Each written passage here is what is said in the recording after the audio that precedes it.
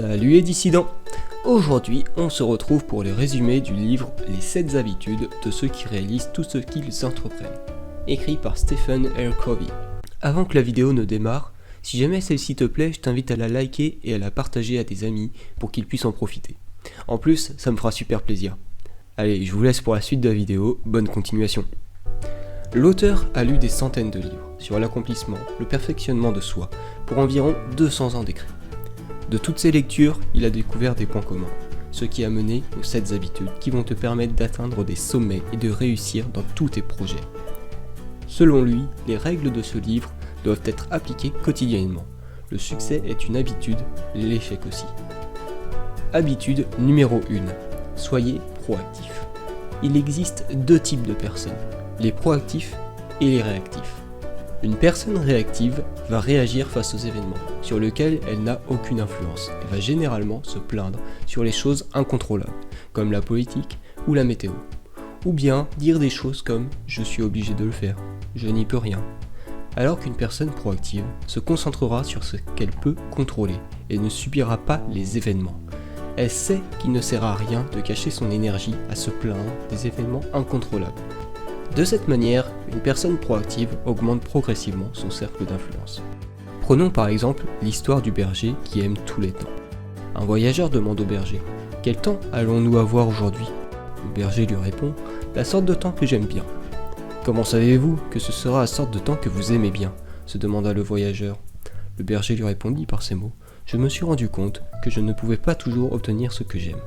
Alors, j'ai appris à aimer ce qu'on me donne. C'est pourquoi je suis parfaitement sûr que nous aurons la sorte de temps que j'aime bien. » Voici un bon exemple d'une personne qui a cessé de se plaindre et qui a augmenté son cercle d'influence.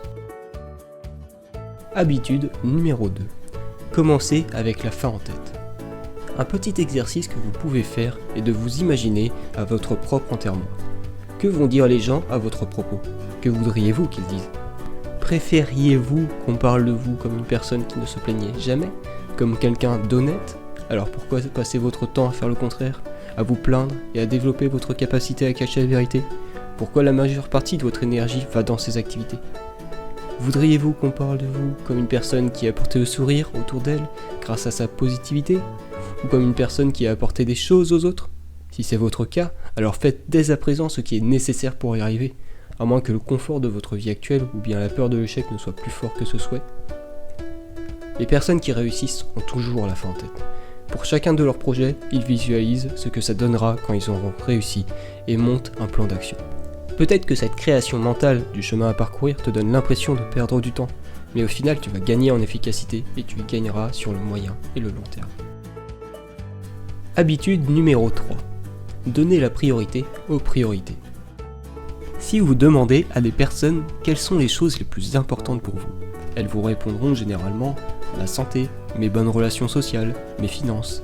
Par contre, personne ne dira jouer aux jeux vidéo, regarder des séries.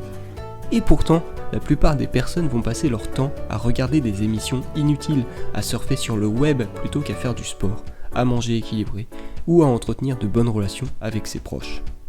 Attention, il ne faut pas supprimer ces activités, elles sont importantes, mais tout est question d'équilibre.